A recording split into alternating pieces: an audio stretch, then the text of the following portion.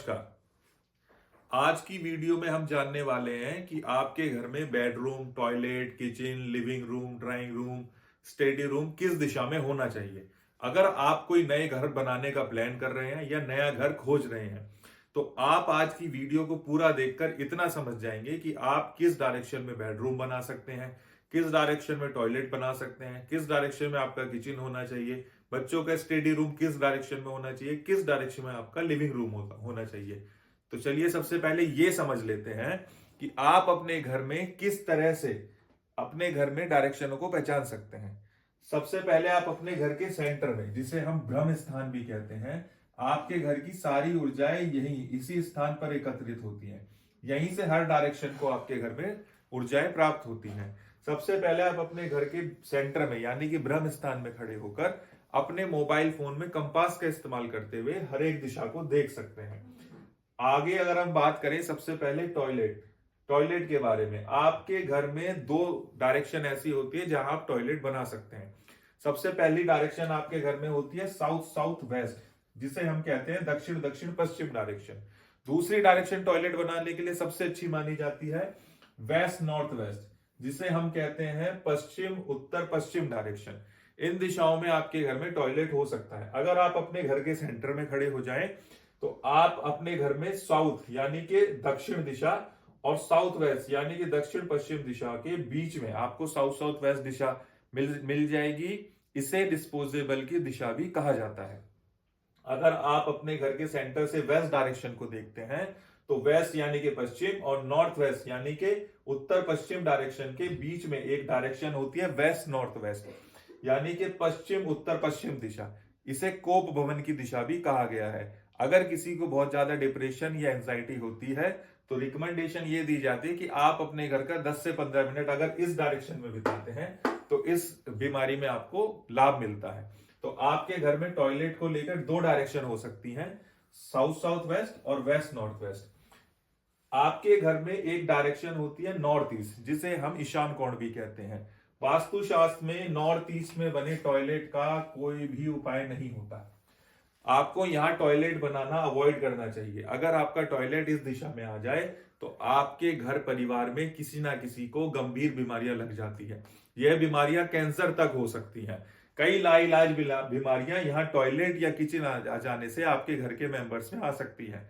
तो कभी भी ऐसा कोई मकान या ऐसा कोई कंस्ट्रक्शन ना करें कि नॉर्थ ईस्ट में आपका टॉयलेट आए। आगे हम बात करते हैं आपके घर में होने वाली किचन के बारे में। अब हम बात करते हैं आपके घर की किचन यानी कि रसोई घर के बारे में। आपके घर की किचन आपके जीवन में एक महत्वपूर्ण रोल निभाती है। यह वह ऊर्जा है जो आपको जीवन में कुछ करने की शक्ति प्रदान करती है।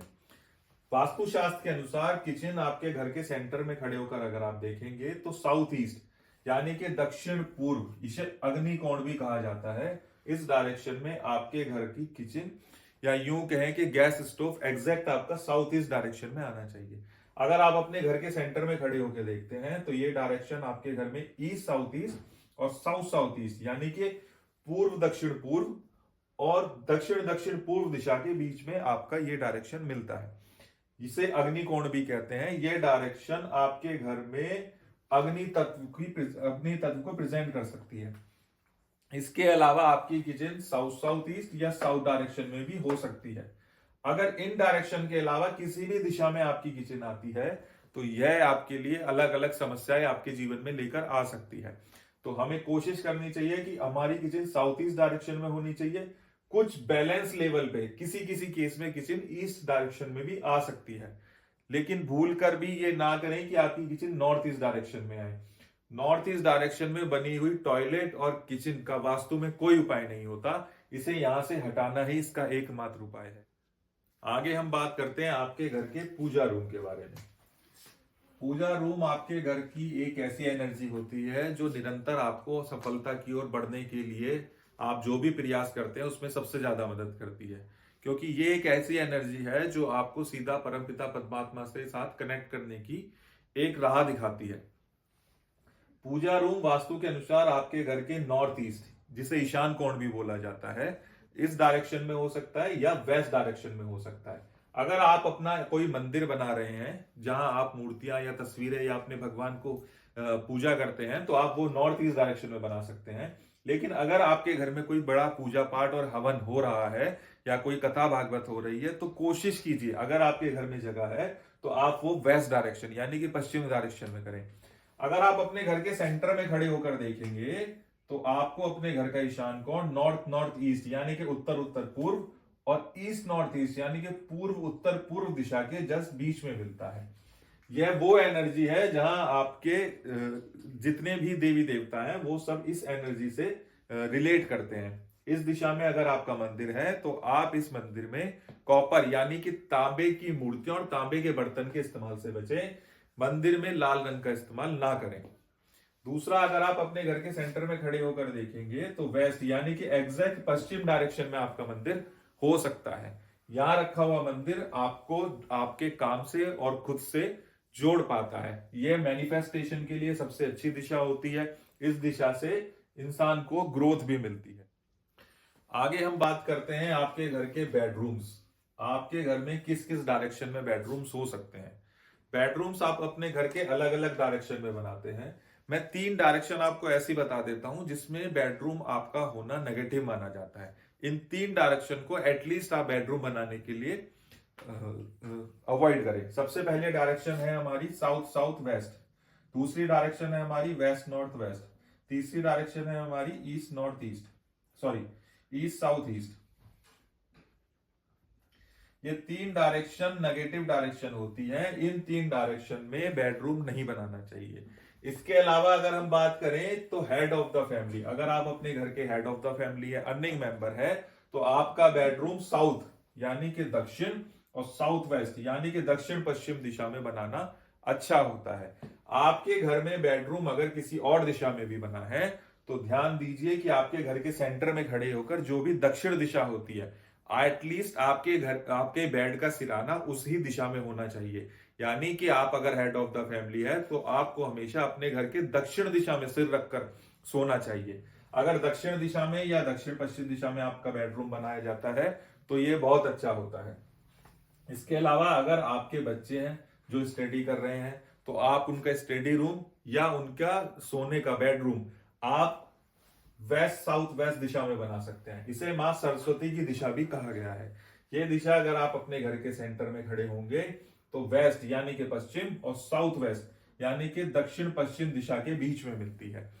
यहां आप अगर बच्चों का कोई बेड लगा रहे हैं तो उनका सिराना यानी कि बच्चे ईस्ट दिशा की तरफ, ईस्ट डायरेक्शन की तरफ सिर रखकर सो सकते हैं। इससे उनकी बुद्धि तेज होती है, उनका फोकस बढ़ता है। मां सरस्वती की दिशा होने के कारण जितना भी स्टडी मटेरियल है या जितना भी आपके स्टडी टेबल है वो इस दिशा में ही होनी चाहिए। इसके बाद हम बात कर लेते हैं न्यू कपल्स के बारे में। न्यू कपल्स जो अभी अभी मैरिड हुए हैं या जिनकी मैरिज होने वाली है, उनको नॉर्थ नॉर्थ वेस्ट ये डायरेक्शन में ही अपना बेडरूम रखना चाहिए। अगर इस डायरेक्शन में वो अपना बेडरूम रखते हैं तो उनका शादीशुदा जीवन या भविष्य में उनमें आपस में प्रेम भाव ज्यादा बढ़ा रहता है। अगर आप अपने घर के सेंटर में खड़े होकर देखेंगे तो नॉर्थ यानी कि उत्तर दिशा और नॉर्थ वेस्ट जिसे हम वायव्य कोण भी बोलते हैं, उत्तर पश्चिम दिशा के बीच में ये दिशा मिलती है। इस दिशा में आप अपना बेडरूम बनाएं और हल्के कलर का इस्तेमाल करें। इससे आपकी मैरिड लाइफ में काफी ज्यादा सुख रहता है। आप आगे हम बात कर लेते हैं आपके लिविंग रूम यानी कि ड्राइंग रूम के बारे में। आप अपने घर का लिविंग रूम हमेशा ईस्ट नॉर्थ ईस्ट दिशा में बनाएं। यह दिशा आपके जीवन में हैप्पीनेस और फन को दर्शाती है। आप अपने घर के सेंटर में खड़े होकर देखेंगे तो आप देख पाएंगे कि यह दिशा ईस्ट नॉर्थ ईस्ट दिशा, नॉर्थ ईस्ट यानी कि ईशान कोण और ईस्ट यानी कि पूर्व दिशा के बीच में आती है। एक चीज मेन ध्यान रखें कि आपका बेडरूम नॉर्थ ईस्ट दिशा में भी नहीं होना चाहिए। नॉर्थ ईस्ट दिशा में बेडरूम होने पर आपका दिमाग सोते सोते भी कहीं कहीं चलता रहता है, क्योंकि ये जल तत्व की दिशा है। इसलिए आपको पूर्णतः रिलैक्स होकर नींद नहीं आ पाते, जिससे आपको तरह तरह की एंजाइटी, डिप्रेशन या और अदर बीमारियां होने के चांसेस रहते हैं। तो आपका बेडरूम नॉर्थ ईस्ट दिशा में भी नहीं होना चाहिए। एक और दिशा है जिसमें आप बेडरूम अवॉइड कर सकते हैं, वो है ईस्ट साउथ ईस्ट। कुछ कुछ केसों में ईस्ट साउथ ईस्ट डायरेक्शन में भी बेडरूम को अवॉइड करा जाता है। इसके बाद हम जान लेते हैं कि हमारे घर में डाइनिंग टेबल यानी कि डाइनिंग एरिया कहाँ किस दिशा में होना चाहिए। वास्तुशास्त्र के अनुसार आपके खाने खाने की जगह, जिसे आजकल डाइनिंग टेबल यूज होती है, या आप नीचे बैठ के खाना खाते हैं, या आपका डाइनिंग एरिया वेस्ट यानी कि पश्चिम डायरेक्शन में ही होना चाहिए। इसके अलावा हम देख लेते हैं कि आप अपने घर में कलर्स किस डायरेक्शन में क्या कलर आप करा सकते हैं।